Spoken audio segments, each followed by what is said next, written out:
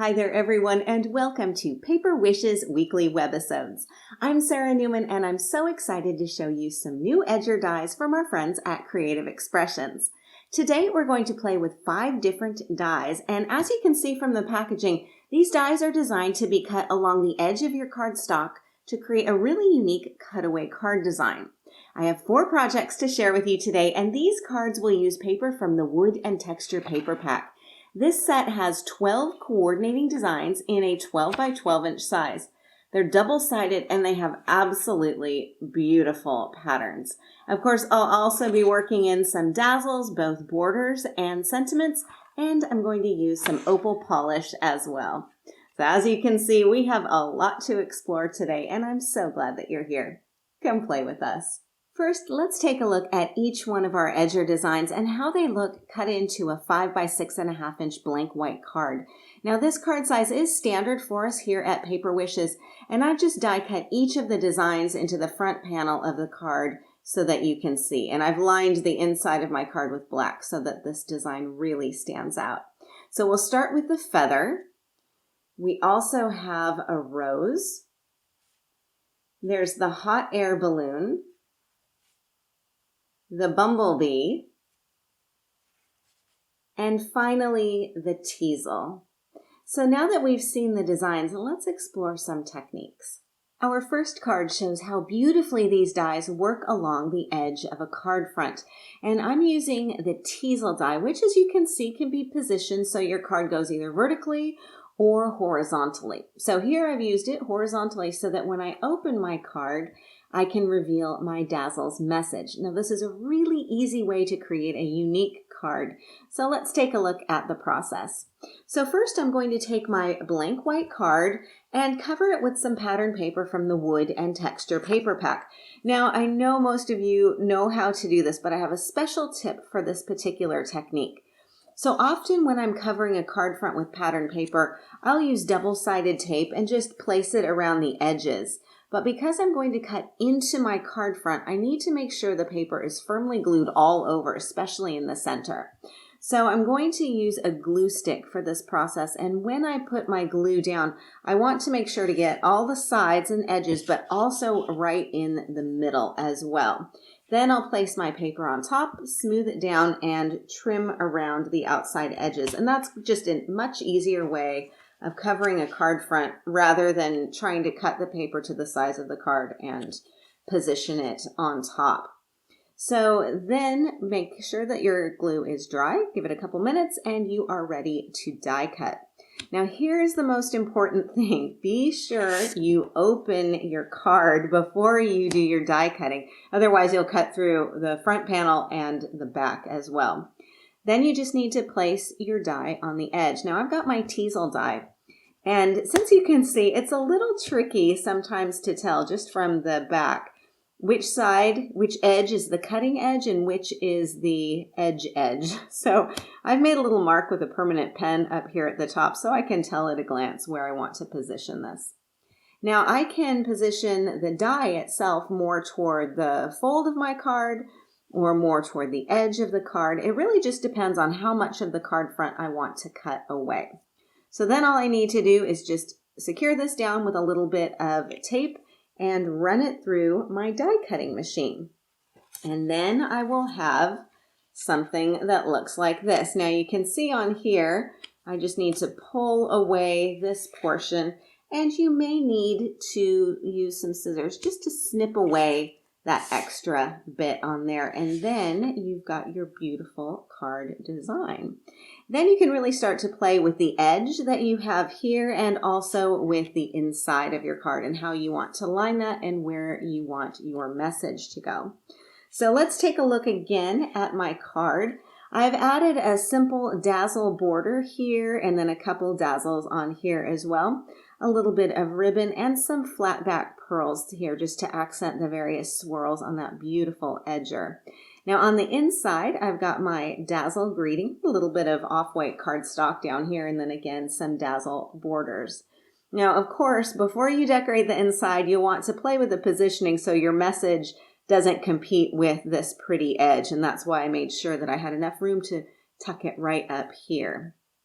Now, I have another card that I want to show you that's a variation on this technique, and I've covered the front of my card panel with black cardstock, then placed the specimen rows closer to the fold of the card in order to show this beautiful background paper. I love the rows and the contrast of that weathered wood pattern paper. It's absolutely beautiful. So this is another version of the edger technique, and you can see that you don't have to do a whole lot more to the card to have a pretty spectacular look. Your edger dies aren't just for the edges of your card though. You can also cut the design from a separate piece of cardstock and glue it to the front of the card, which is what I've done here. Now you can see this beautiful feather edger and that gorgeous color on here. So I've die cut this from cardstock, first colored with opal polish. So let's take a look. I'm going to move aside my edger and my card and bring in a piece of plain white cardstock. Now I've simply colored this with two different colors of opal polish. I've used blue parakeet and summer sky. So this is such an easy process and a great way to get a really beautiful look. Now we've done lots of webisodes on this topic, so you probably are a little bit familiar with using opal polish and how easy it is to apply. So I'm just putting down some of that blue parakeet, which is going to give us that gorgeous green color. And then I'm going to come in with my summer sky and just pick up a bit of that color. And I'm going to apply this on here really lightly so that I get kind of a streaky effect. And this is going to coordinate beautifully with the weathered wood patterned paper. It gives you a bit of a distressed look. Now I do want to make sure that this is thoroughly dry before I run it through my die cutting machine. But when I do, I will have a piece that looks like this. So I have that beautiful edger, and I've also got that rich, gorgeous color. In fact, let me pop it up on a piece of black cardstock so you can see that. So dramatic. Now, when I show you again my card, you'll notice, speaking of that black cardstock, you'll notice that I've got a black backing here on my feather. And if you're wondering if I fussy cut around the edges, the answer is definitely no, because I have a much easier way to do this.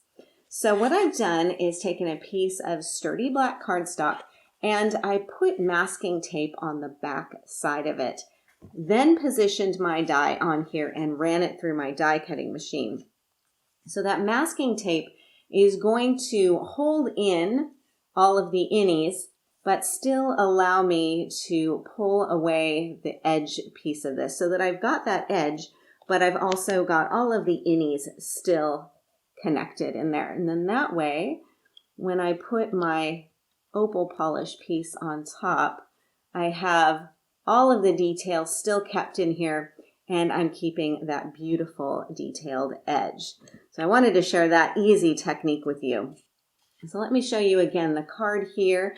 I've got it backed up onto that gorgeous weathered wood pattern paper. Again, some dazzles here as a border and then also my bow. Now the card can go vertically or it can go horizontally, just depends on which direction you prefer. So either way, probably just want to change the orientation of that bow. I think I like it going this way. So you've got a lot of freedom, especially with this particular pattern. It just gives you so many different options. So again, just some dazzles and some ribbon, and I have a really striking card focal. Our last card features some easy paper piecing. So here you can see I've cut the bumblebee edger from cream cardstock and then filled in some of the open areas with some detailing of black cardstock pieces. It's a really easy process to do. So let me show you this. First, I've die cut my bumblebee from cream cardstock and poked out all of the innies. And I like to use an awl or a paper pokey tool just to remove all of those. It makes it quite quick and easy. Then I'm going to die cut the bumblebee from black cardstock as well. So this is where you want to be really careful. When you remove this die cut piece from your die cutting machine, you want to be careful not to lose any of your pieces. So I try and keep as many in that backing piece as I can until I'm ready to do my paper piecing. So then what you'll do is glue down your cream piece. And here I've just put it onto a piece of pink cardstock so that you can see. You're going to make sure to glue down all of your areas here. And again, I use a glue stick for this. And then take your black pieces and start filling them in. Now, this can be a bit fiddly, so I do recommend some good lighting and also a little bit of patience. So in this case, I'm just using my stick glue for all of these elements. Just add a little bit of glue to the back and then simply nest these elements in place. Like so. Now you might wonder if you can just glue scraps of black cardstock behind some of these open areas and then put the cream piece on top.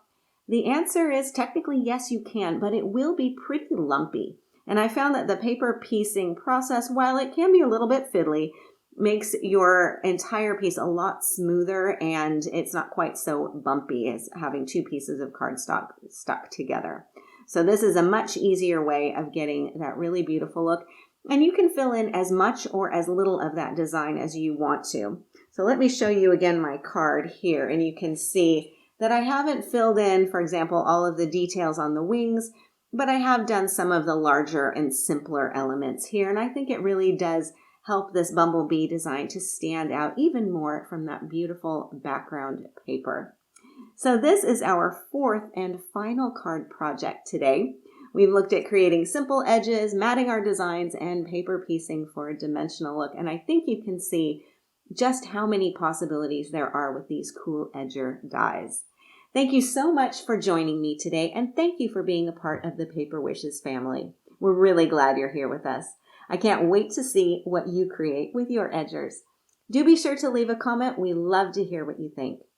Each item can be purchased separately, and you can see them below. However, we've also bundled them into a creative money saver just for you. For the money saver, just see this webisode on paperwishes.com.